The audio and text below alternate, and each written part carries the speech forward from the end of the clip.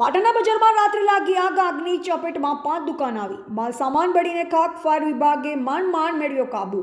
પાટણ શહેરના મેઇન બજારમાં ગિમટા નજીક રાત્રે 5 જેટલી દુકાનમાં અગમ્ય કારણસર આગ લાગી. આગની જાણ પાટણ નગરપાલિકાના ફાયર વિભાગને કરતા તાત્કાલિક ફાયર વિભાગના કર્મચારીઓ ફાયર ફાઇટર સાથે આવી આગ પર પાણીનો મારો કરી ભારે જહેમત બાદ આગ પર કાબુ મેળવ્યો હતો.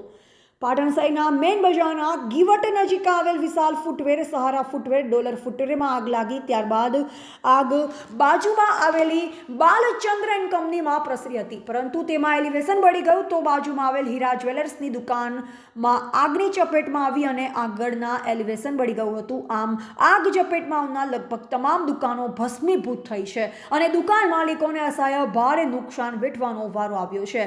નગરપાલિકાના ફાયર વિભાગના કર્મચારીઓ 2 ફાયર ફાઇટર અને 2 ટેન્કર મારફતે પાણીનો મારો ચલાવી ભારે જહેમત બાદ આગ પર કાબુ મેળવી લેવામાં આવ્યો હતો.